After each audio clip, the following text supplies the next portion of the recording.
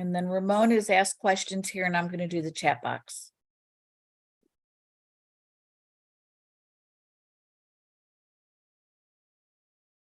Is Tony on? Hi, Mandy. Oh, there's Hank. He is on. Anybody see Tony?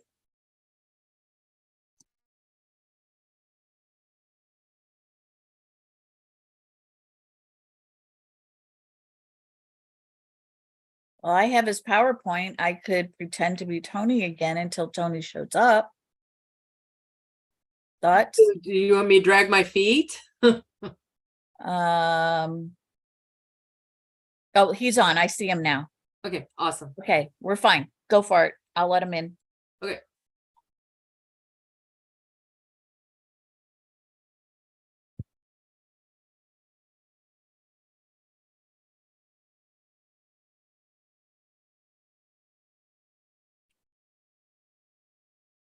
Okay, good afternoon. Welcome to the Garden Hour with MU Extension. We're really glad to have you here. My name is Donna Aufdenberg, and I am your host for today. I am located in the southeast region of Missouri, and we are experiencing rain today, and I am so happy. It's been a while. We have a lot of great information for you today, lots of good questions, lots of curious people sending in those questions and pictures. So let me put the state up for everybody to see where their local horticulturist is. Just look at the spot in the state where you reside and see the name next to it, and that should be the person you would reach out to should you have questions at any time during the week or the month or the year. If you're in an area where it's vacant or an open position, just look to the person right next to you that their name is listed, and you can reach out to them at any time. Ramon has changed his name to Ask Your Questions Here. So if you have any questions at any time during this, you go over to the chat, look for Ask Your Questions Here, and you send them a message. If we approach the end of our program and we might not have time to reach you, you might want to put your email address in there also, so we can be in touch with you with an answer. So we are going to start out with the weather forecast first, and right now I'll turn it over to Tony Lupo for that.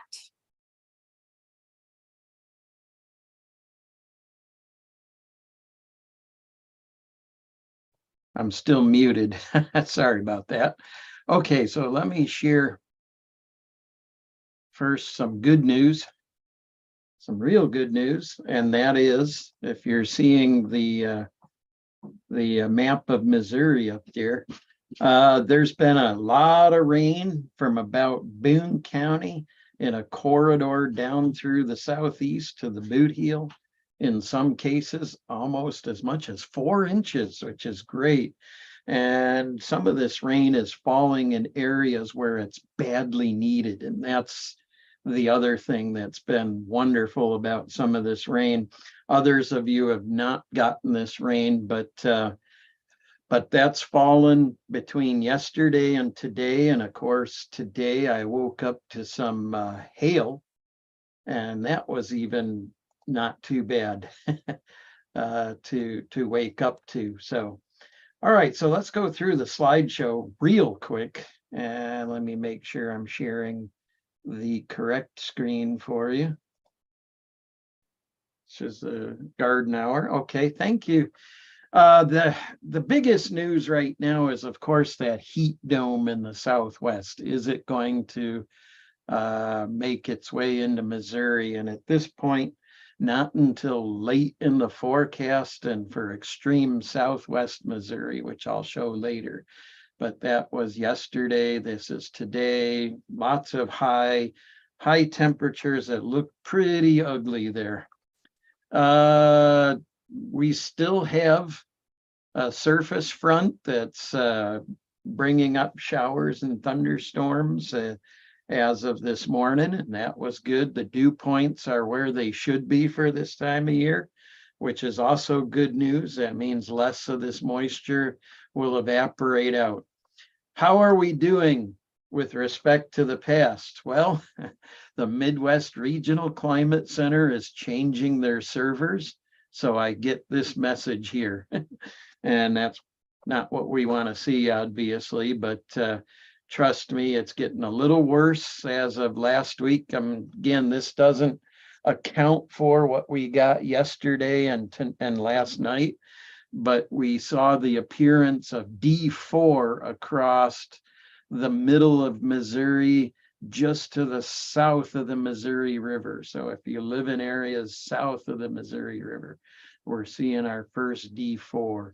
But again, those areas got a lot of good rain. Again, just touring the state real quick. If you go to different corners of the state, St. Louis, Kirksville, you know that, or you see that in the north and in the western part of the state, we've been running below normal. It's only in the center part of the state where it's been really dry that it's been above normal for the summer. And precipitation wise, we've also caught up a little bit. There's still some big deficits here, but a lot of places have caught up for the summer so that they're not that far below normal. But again, summer is the season where you get a lot of evaporation. Well, what's changed in the upper air? Last 2 weeks, we've seen a stubborn low over Canada. And what that's brought is northwest flow across the upper Midwest, including Missouri. That's brought some of that forest fire smoke to us occasionally. And here it is in the difference from normal.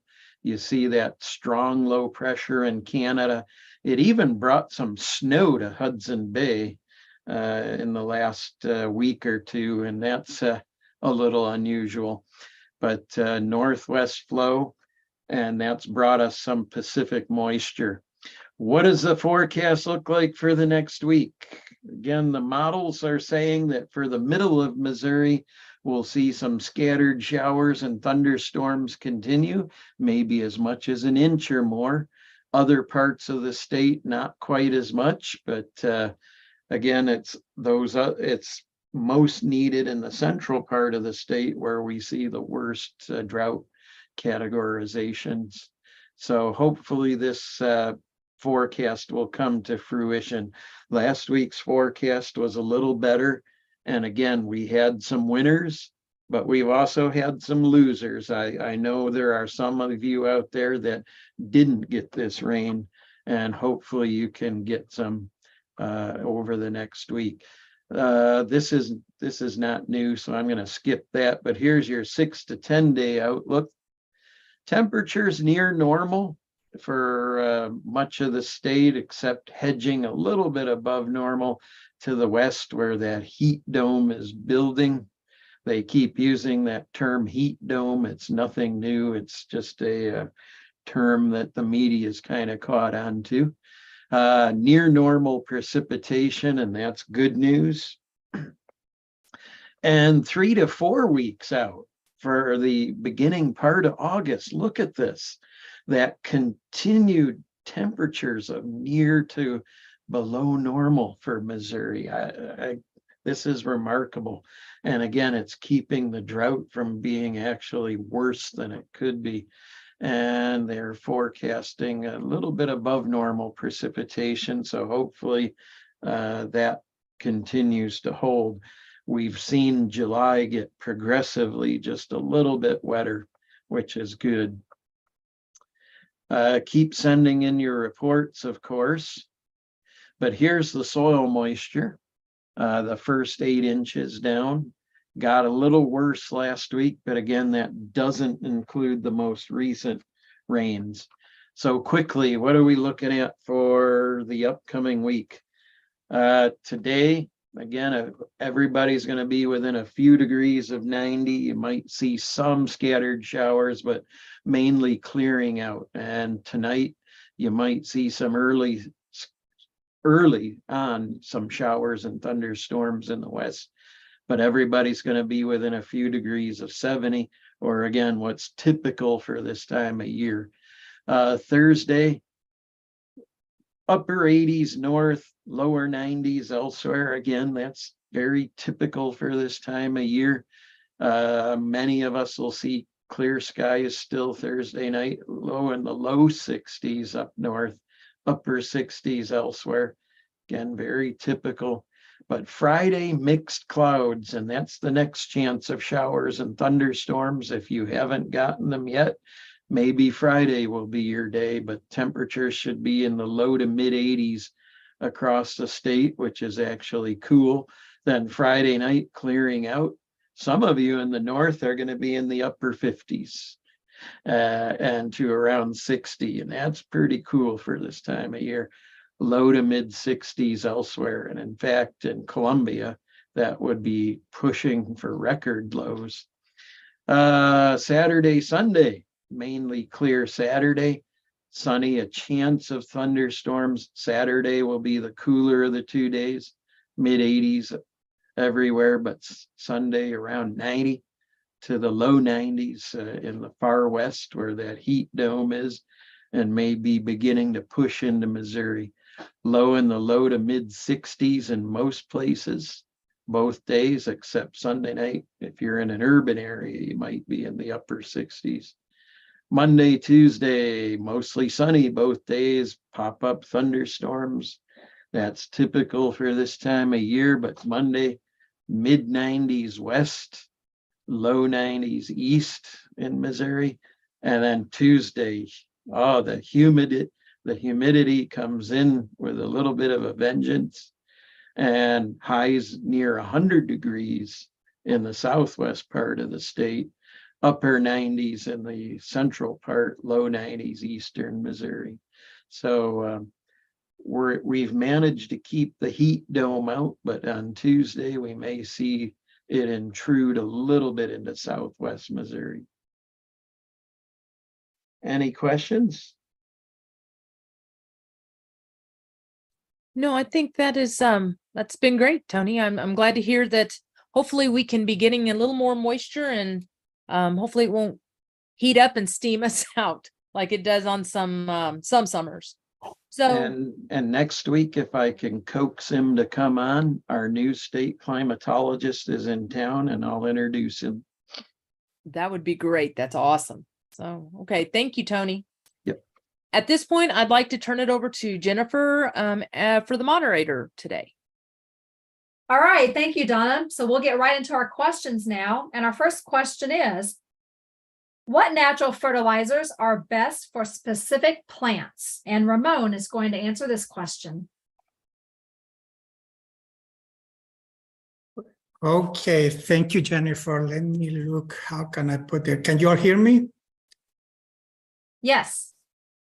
Okay, let's put this up. Hold on a second.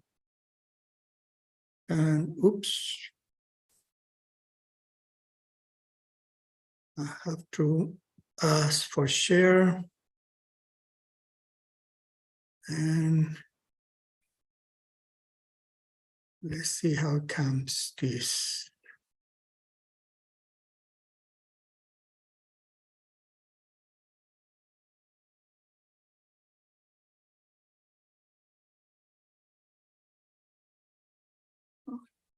Where is it?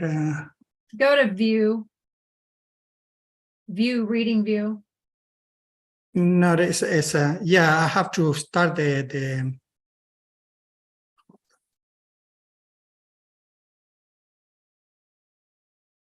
Can you see now? Okay, that looks good. All right. Well, this question was actually two questions in one, and I'm going to address just the first part about what natural fertilizers are best for specific plants. And they asked for tomato, peas, beans, corns. So the thing is, normally it's difficult to give a general recommendation because of fertilizers. They are specifically natural fertilizers. There's too much variability among them, but it's also variability in the amount that is required, and that's why we usually base the recommendation on soil test. So here we have, what's the purpose of a fertilizer? Is to add nutrients to fertilizer or soil amendments natural fertilizers are more in the soil amendments category, but they can be called fertilizers too, to supply plant nutrients requirement based on the soil test. Why we base it on the soil test? Because you already have some nutrients in the soil and you don't want to put more than what you need. That would be a waste of money.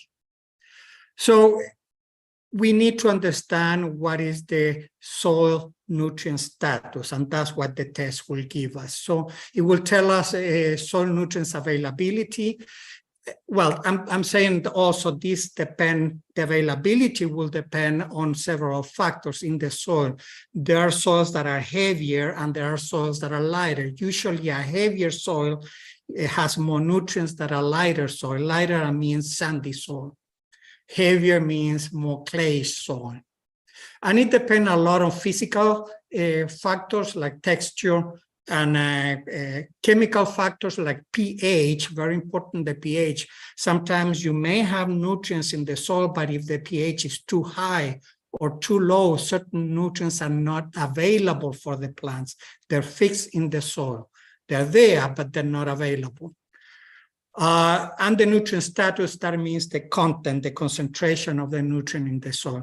And environmental factors, because temperature has an effect in the availability of nutrients too. If it's too cold, microorganisms are not active and they cannot release certain nutrients from the organic matter, for example.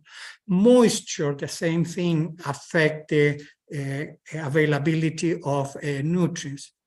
And a lot of time, the previous crop has a lot to do on what is left, nutrient left in the soil. So the previous crop has an influence on how much nutrients are left in the soil too. So the soil test is used to determine the nutrient availability, and it will give you some recommendations of how much, what nutrients and how much to apply based on what is available in the soil. And these recommendations are mainly based on studies that all over the years, I mean, for decades, have been many studies of nutrient or fertilization to different crops. So there's a good idea of how much a particular species, a particular crop will need. And those recommendations are based on those.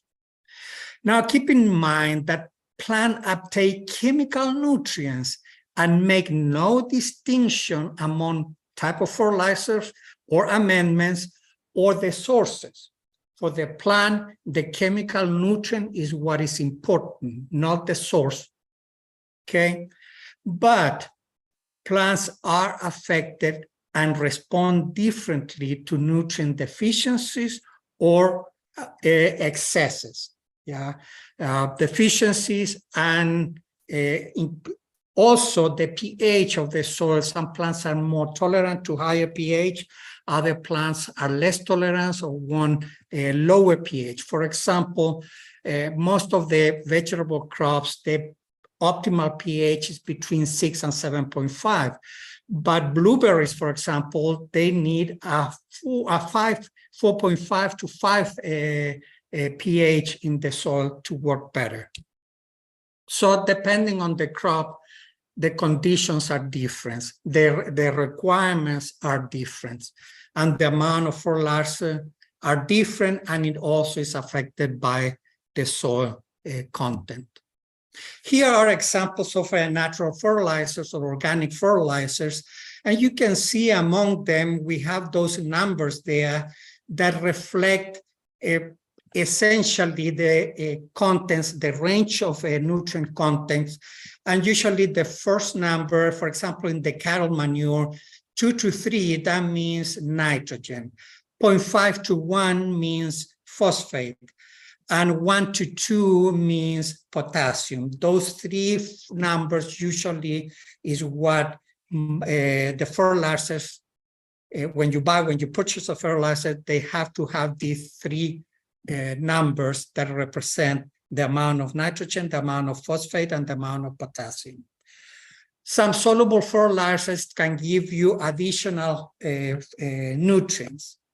If the fertilizer or the amendment does not give you this information, or you have a source of fertilizer or nutrients or manure that you don't know how much is in it, the recommendation would be for you to submit a sample to be tested, so you will know about approximately how much of each nutrient it will have. And then you do the application according to what you have and according to what you need. Yeah. So those are the two factors: how much you have in your soil, and then how much does it have the amendment or the fertilizer that you're going to put in that soil to fulfill the requirements of the crop. And that is very important, the soil test, because of the recommendation specific for the crop that you're going to be asking for. Yeah. But anyway, you can see that there is other information there, that moderate, rapid, or moderate alkaline is referring, the moderate and rapid is referring to how fast the nutrients of that particular amendment is released or available for the plant. Yeah, some are very fast, I mean, they're readily available, some are moderate, and some are very slow. For example, cotton seed meal in the bottom is a slow release of the nutrients. The alkaline and acidic indication there is telling you what is this type of amendment going to do to your soil.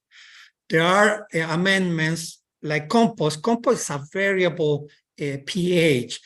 When the compost is young, not mature, usually is acidic. But as the compost mature, particularly when you add more manure to the compost, the pH is going to increase. And if it's too much manure, it can get to very high levels. So you want to know also what's the pH content of your amendment. So see what you're going to need to correct later on. If you put too much compost that is high pH, it's going to raise the pH of the soil, and it's going to affect the uptake of the nutrients from the plant, and the plant. Other fertilizers or amendment like bone meal, blood meal, feather meal, those are in relatively high nitrogen. And a lot of times when you have to calculate the amount to fulfill the nutrients, the amount of fertilizer or nitrogen or amendment that you have to put in the soil, not everything is going to be exactly. Most of the time, you're going to have to use more than one soil amendment or fertilizer. And that's when you have several options to determine if you just need nitrogen. You can use, for example, feather meal. It only gives you nitrogen.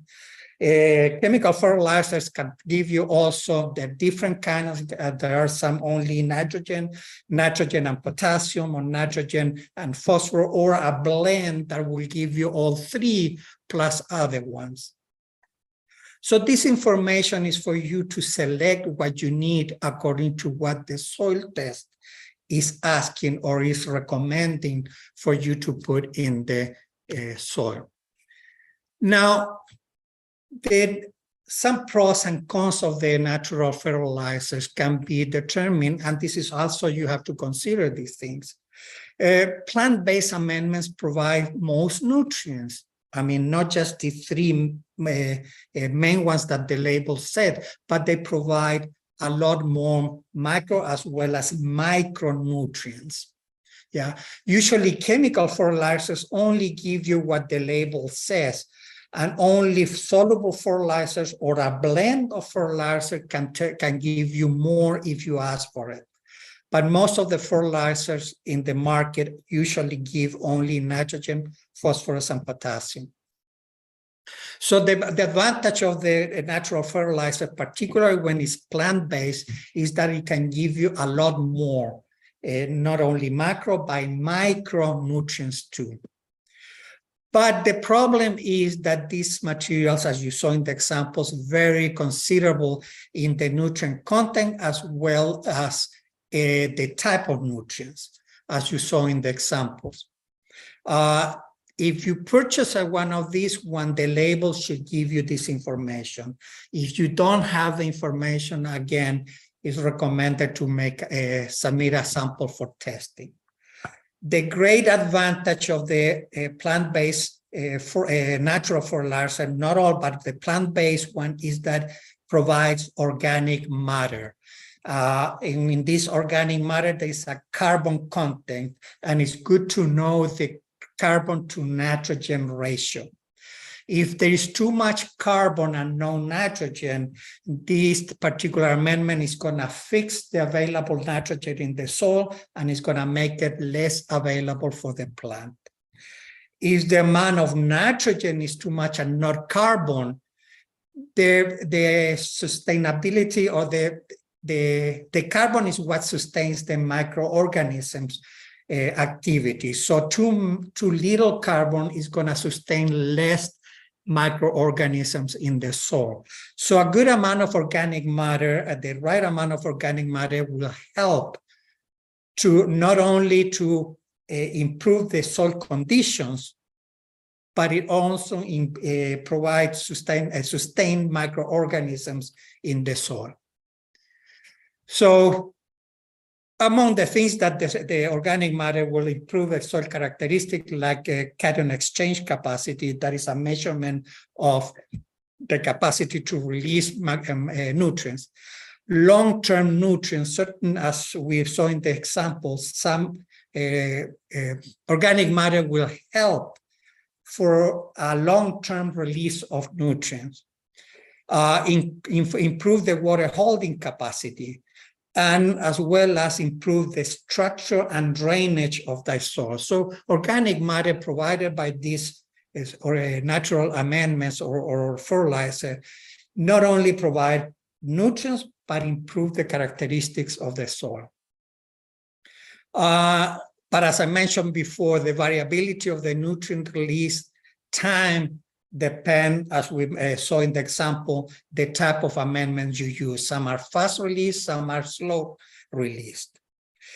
Another thing that you have to keep in consideration is usually the chemical fertilizers are cheaper than the natural fertilizers. Natural fertilizers tend to be more expensive unless you have them on your farm and you can get from your neighbor a free supply of these organic fertilizer, let's say cow manure or chicken litter, etc. Otherwise, they are essentially more expensive than chemical fertilizer. Another thing that you have to keep in mind is contamination. Where is that natural fertilizer come from? We have had some problems with contamination of compost when they use plant material that has been sprayed with herbicides. So you have to make sure that they're not contaminated. There's another factor that you have to keep in consideration, that is food safety. Usually raw manure is a high risk on food-borne illnesses, human illnesses transmitted by manure. Yeah, cows and other animals do shed E. coli and other human illnesses. So there is a factor there on food safety that you have to keep in consideration. Normally, the recommendation of, if you're going to use raw manure, to add it to the soil and incorporate it way before you plant your crop.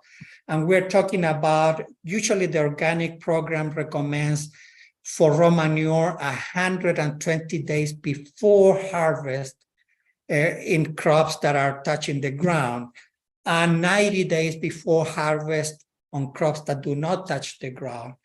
But the earlier that you can put it, the lower the risk. I mean, if you can put it in the fall for a spring crop, that would be much lower the risk than when you put it in the spring.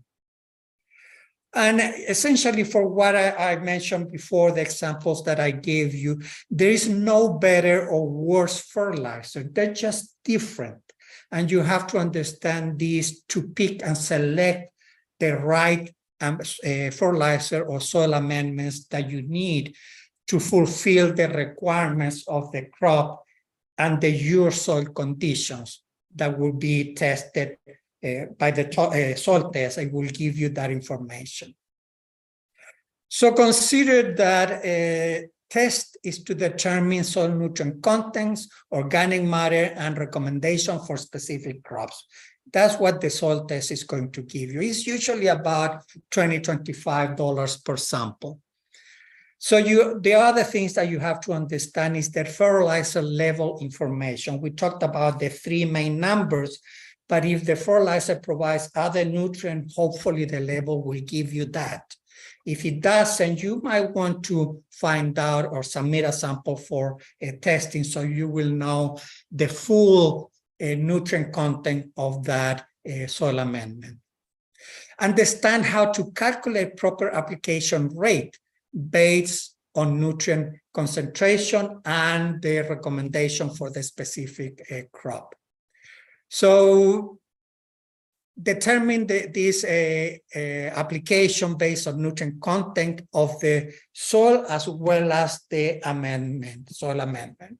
Determine the material suitability. If your soil has, for example, high pH, you don't want to add a soil amendment that is going to increase the pH even more. Or if that is what you have to consider something else to reduce the pH of the soil.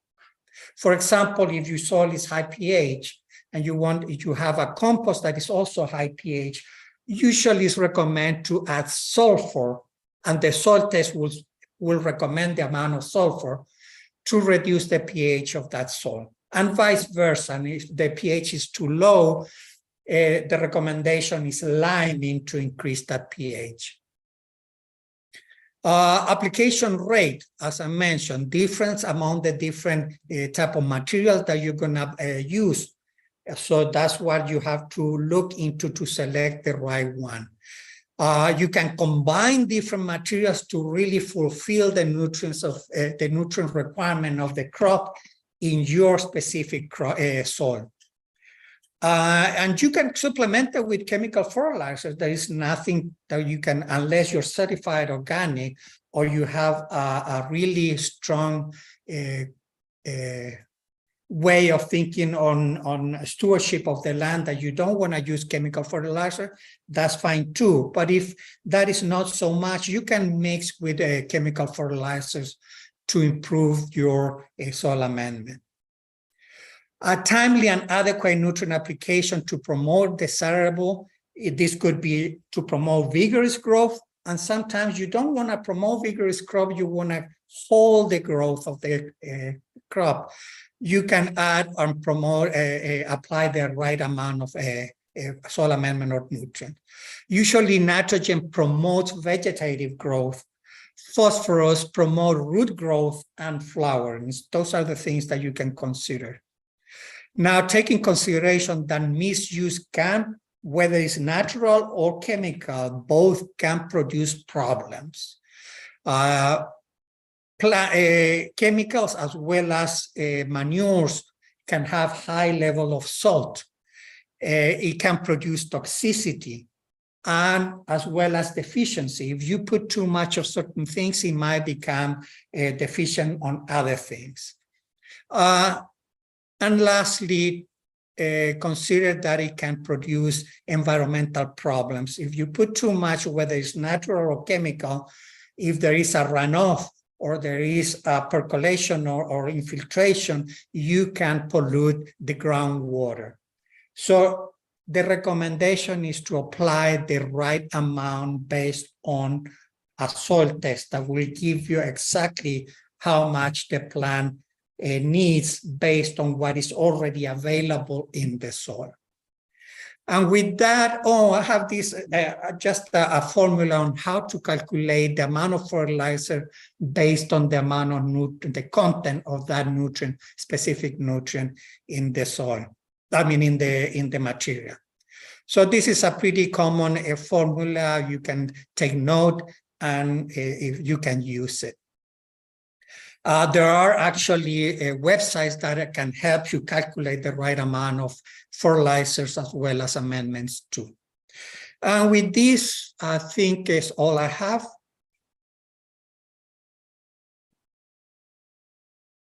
Okay, thank you, Ramon. We are now going to move on to our next question. And the question is, I notice a lot of sellers that sell half-grown plants in the spring. I have a greenhouse and was wondering when to start seeds for next year. And Donna is going to answer that question. So, I do a lot of seed starting in the spring. And so here are some of my tips. Use a calendar, and it's all about timing. So most of those plants that are being sold in the greenhouses and the nurseries, they're already about anywhere between 8 to 12 weeks old. And so that means that you need to start early and make a plan. So I always try to start by making a list of what I want to grow. And I want to also establish the date that I want to put them out in the garden. Those two things are important. Once you establish that date you want to put them in the garden, then you can count back the number of weeks it's going to take you to grow that plant to transplant stage. Okay, so I use our wonderful MU guide. And it is guide number 6570, starting plants indoors from seeds. You also want to take in consideration when you develop that date of plant out is what is your frost-free date?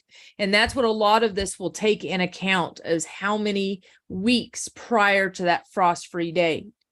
So in this guide, we have flowers, and then we also have vegetables, and it has a couple different charts. On the flowers, it's going to give you the flower type, the seeding date, approximately the germination time, and the crop time. So that germination time plus the crop time is the number of weeks that you're going to have it in growing, whether you start them in the basement and then transfer them into the greenhouse, or whether you grow them all, the whole time out in the greenhouse. So just take that in consideration. So for example, if I want to start my flowers in the garden as a transplant May 1st, then I will, for example, if I want to grow dianthus, I will count back 12 weeks. And then I add on an extra week for germination time. And so I can actually say that my start date would probably be around March 1st. So you just take that end date and subtract those weeks. Same way with vegetables. Most popular one is the tomatoes. We start a lot of tomatoes. So once again, planting date, I like to keep it simple, May 1st. So I count back 8 weeks, add on another week for germination, and I have my planting date or my seeding date. Let me rephrase that. Seeding date. That's what I want. And a lot of times I don't like super big tomatoes. And so they get really big on me. So I may not go the full 8 weeks. I may try to schedule them for only a 6-week crop. And mainly because, like I said, I like them smaller. Now, when you're starting seeds, you really have to take other things in consideration in addition to that planting date. Are you going to start them indoors versus outdoors? Are you going to use a heated greenhouse, or do you need to try to find a way to do bottom heat? How are you going to light them? How are you going to water them? Are you going to fertilize them? All this plays into how long that crop will actually take you. And so what I find, though, is most crops from seeding to transplant, you have a roughly about 7 to 8 weeks. And that's what I would count it as. Now, there are some crops that are a little different, like cold crops, like the broccoli and cauliflower and the cabbage. They may go longer.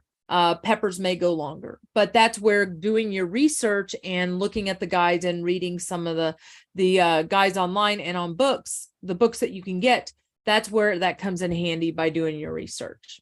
And I hope that helps. Back to you, Jennifer. All right. Thank you, Donna. Our next question is, alfalfa is invading into a native prairie area.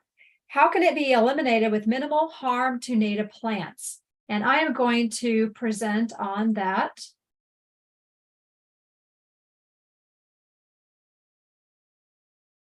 Okay, so how do you control alfalfa that is invading a prairie area? I think the first thing you ought to do is correctly identify the plant. Is it really alfalfa? And I kind of have a hard time believing that it is alfalfa invading a prairie area. And I'm going to tell you why here in just a minute. Or is it an alfalfa lookalike? So here you see pictures of alfalfa. And this is an alfalfa field on the left. So alfalfa has to be very well maintained or it will die out. I was raised on a dairy farm in Texas County near Mountain Grove, and we had alfalfa fields for our dairy cows, and we had to take 2 to 3 cuttings a year.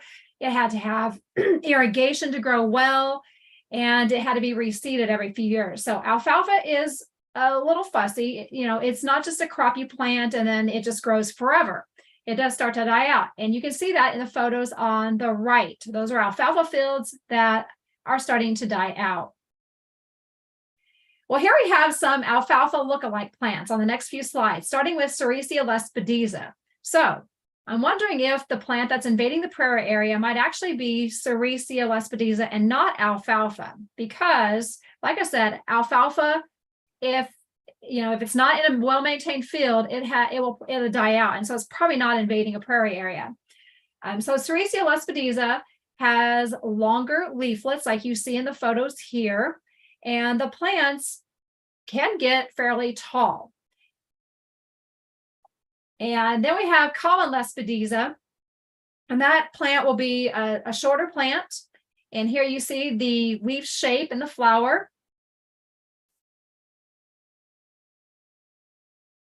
So the thing that ought to be done is to correctly identify the plant. So we need to identify, is it really alfalfa or is it an alfalfa lookalike? Is it common lespedeza? Is it Sericea lespedeza? Or is it maybe a different kind of legume? And the plant needs to be probably dug up and taken to your local extension center where your agronomist or your horticulture specialist can identify it. So we need to be accurate on the identification. And then control can be really challenging. And I did get some advice from an agronomist down in Stone County. And his advice is to use Remedy Ultra, Metsafiron, or Pasture Guard. And that 2,4-D would not work very well if it is a lespedeza.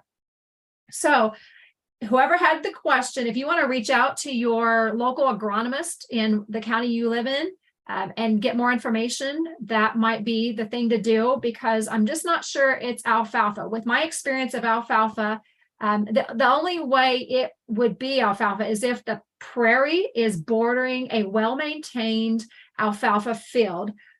And we do have alfalfa fields down in South Missouri that are grown for forages and hay production. And maybe it is a well-maintained alfalfa field that the prairie is next to. And so maybe it is alfalfa. But if it's not a maintained field cut for hay regularly, then it could be lespedeza. So again, get that identified, and your control is going to be to use a herbicide. And you may end up killing your native plants in that area. And you're just going to have to kill them out. And then you reseed or replant native plants where you kill them out. And that's all I have on this topic.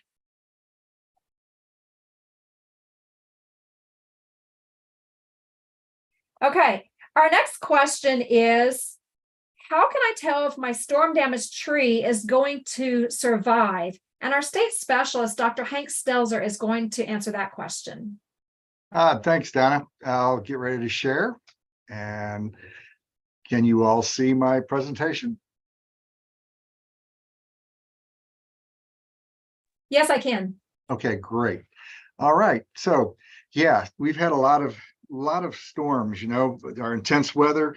We're getting these gust fronts and just these outbursts. So even though we might not have a lot of rain around there, wind is really coming through and playing havoc. It seems like no matter where you go in the state.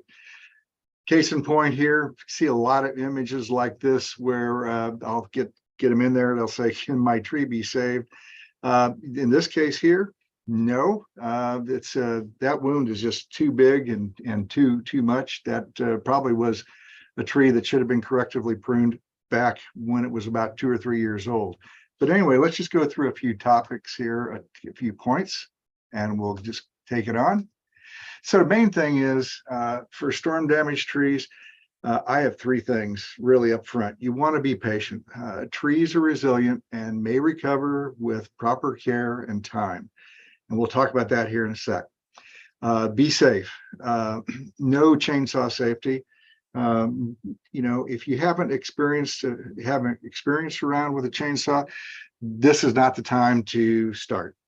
You want to make sure that even if you do have experience, that you're working with both feet on the ground, not off of a ladder, definitely not off a ladder. And also be aware a lot of times too, if the limb is partially, broken off and bent over, or if you had a tree that has come down onto another tree, that's a lot of stored up energy that's might be in that, what we call spring poles to things. Also too, if it's really intense, I know St. Louis has been hammered, it seems like North or South St. Louis, with a lot of these storms in the last 2 weeks, a lot of down power lines. You just definitely don't want to be out there until after the utility crews claim clear that it's safe to be trying to remove the debris. You'll also want to make sure, again, safety, triaging, if you will. Those trees that are a hazard to your home or hazard to walkway or something, those are the areas you'll want to pay attention to first, to have the trees corrected, or the risk removed. Lastly, don't be a victim of a scam. I mean, determine if they are a legitimate company. If they call or come by, ask them for their proof of insurance. And even if they show you a certificate, make sure it's got the contact information of the insurer, or ask if they can't give you that or give you an excuse you don't even want them. The best way to do it is just go through and find a certified arborist. A number of them out there. You can go out to the International Society of Arboriculture's website, and they've got to find an arborist, and you can put in your zip code, and that's a real good way to get information. Granted, they might be covered up if, after a storm event, but again, be patient. That's the best way to go. So real quick, a couple things there. Let's see what we got. Again, assessing the damage, has a tree been basically healthy? Are major limbs broken?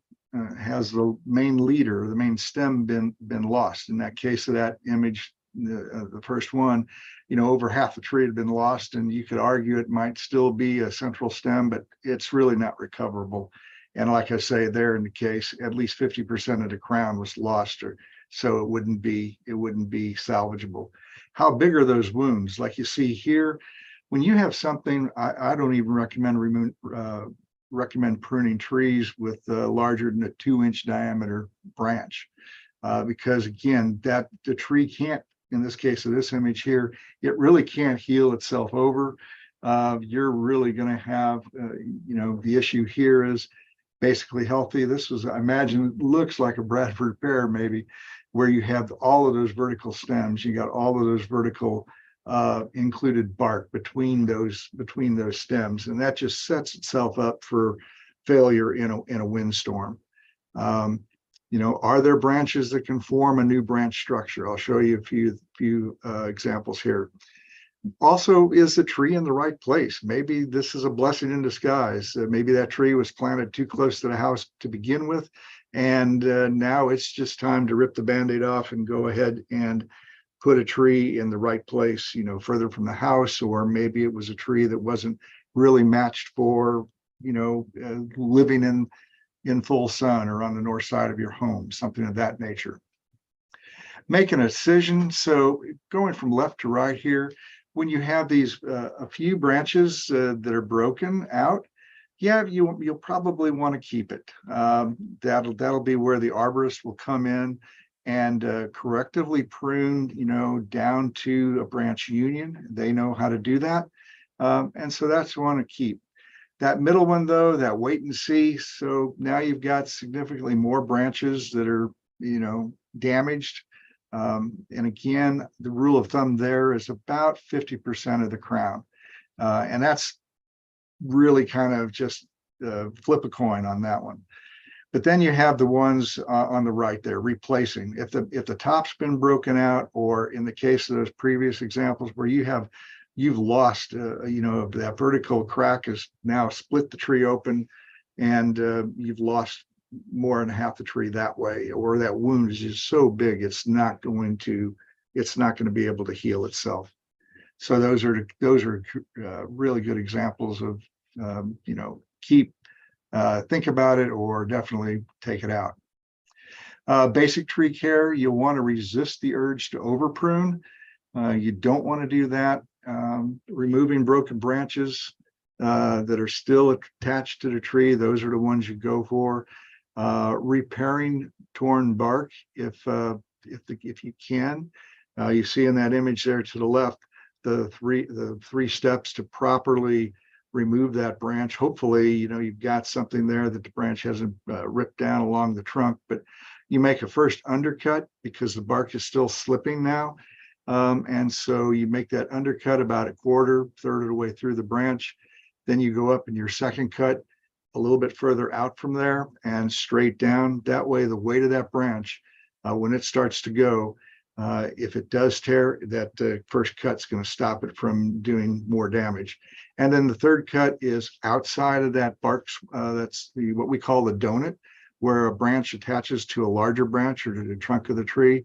You want to stay just on the outside of that, because that's the natural healing zone, much like a leaf falling from a tree in the fall. They fall naturally. That'll create a nice place for the tree to heal naturally. No pruning paint, no wound dressing, anything of that nature. Definitely you don't want to top your tree. Back to the pruning paint. The only time I recommend that is in the case of if you got a red oak that is susceptible to oak wilt, which right now we're in the peak of oak wilt season, if you will.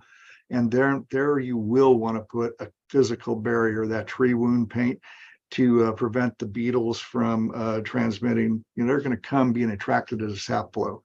They're not the cause of the damage. They carry a fungus, though, that gets then into the vascular system of the tree.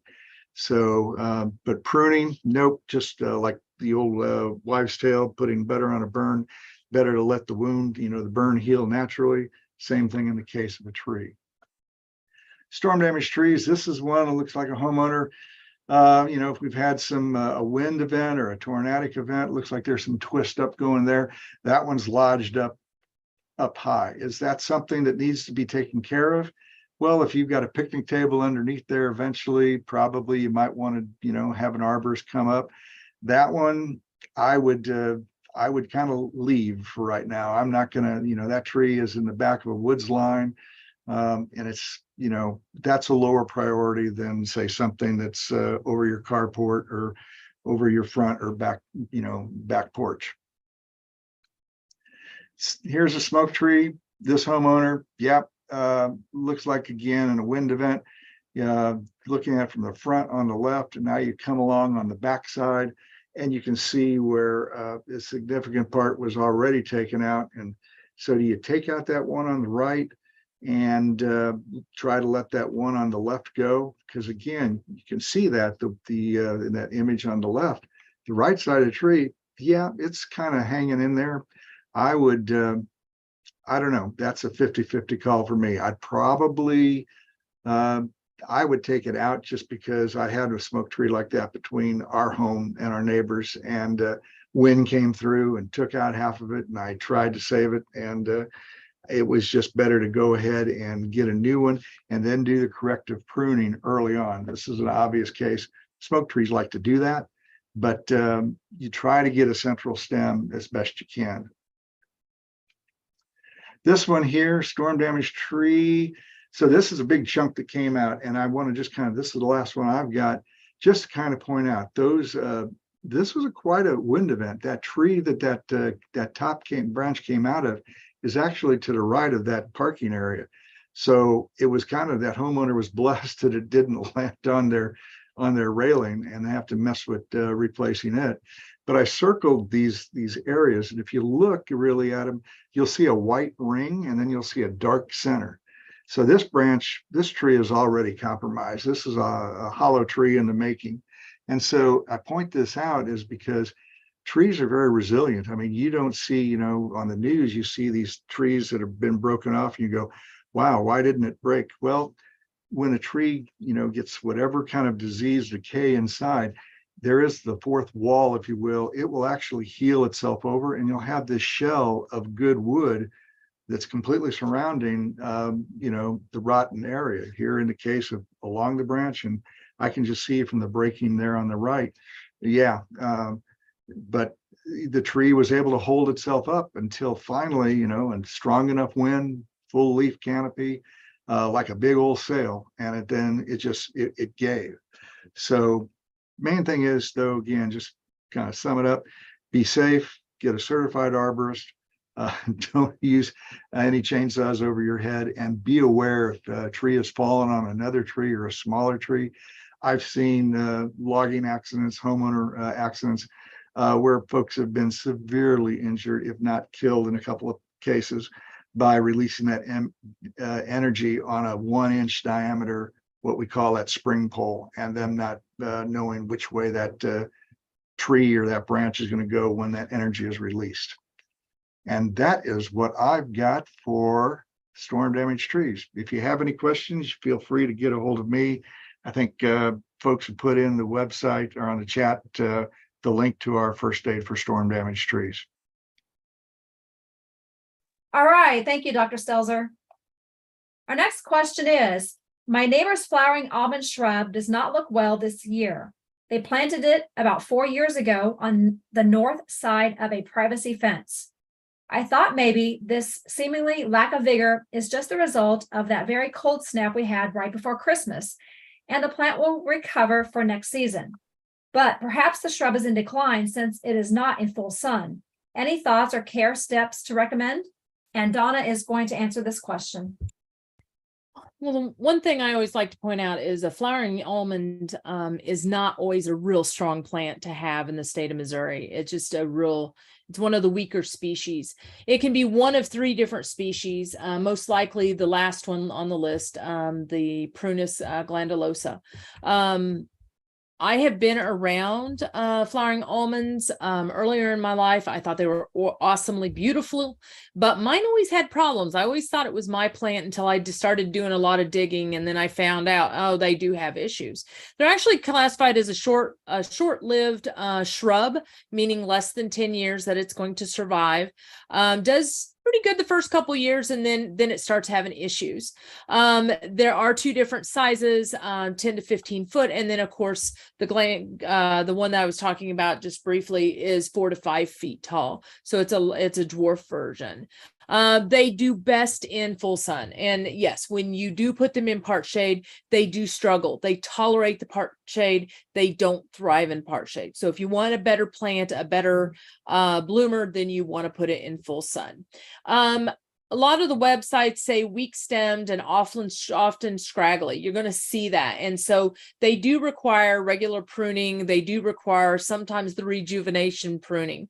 And we'll talk about that here in a minute. So really, it's not an easy maintenance or low maintenance type problem. They also are susceptible to a large number of insects and disease problems. That is something Missouri Botanical Garden does say about it. And these are just a bunch of the issues that they can have.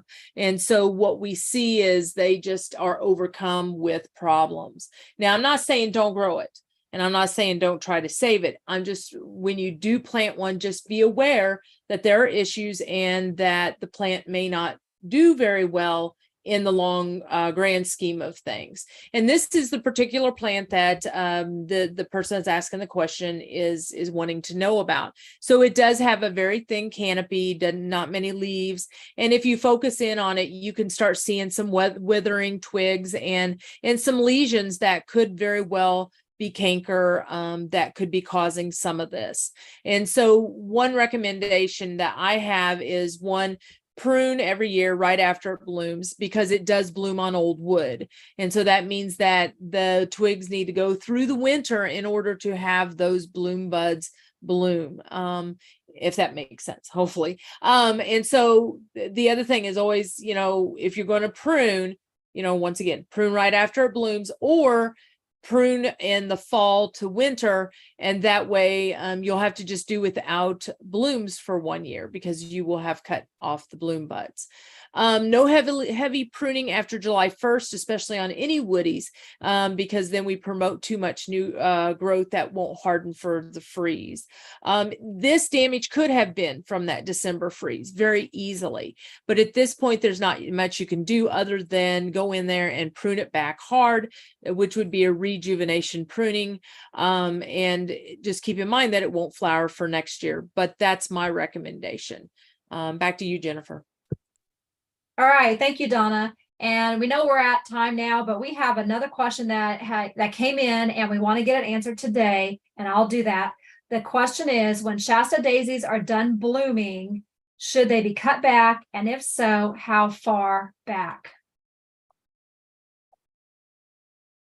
Okay, so what do you do after your Shasta daisies are done blooming? You want to deadhead your Shasta daisies to prevent them from going to seed.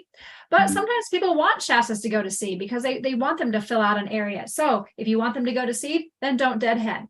And then cut the stems back to the base of the plant when the plant is done blooming, or you can wait till fall and cut those stems back to the ground. And then in late fall, place some mulch around the plant for winter protection. But to really get down to the answer, to answer this question, just cut those stems back all the way to the ground. And that's all for today. And Donna, I'll turn it back to you. Okay. Donna, just want to mention that there is a question in the chat that I'm just to let the people know that is going to be answered next week. Okay. Well, so just remember that anytime you can go to the YouTube channel, the MUIPM, just go to YouTube, punch in MUIPM, and it will bring up that channel. And at any time you can go watch the snippets or reruns of previous episodes. If you want to ask questions in the future, just remember that you need to go back to the registration page, and you can ask your questions there and also submit pictures. If you want to save the chat, you go open the chat up, go to the lower right where the 3 dots are, click on that dot, those dots, and you can hit save chat. So that is all we have for you today. I know we were running a little bit over. Apologize for that. I hope everybody has a wonderful day, and I hope that rain keeps coming. So enjoy your day.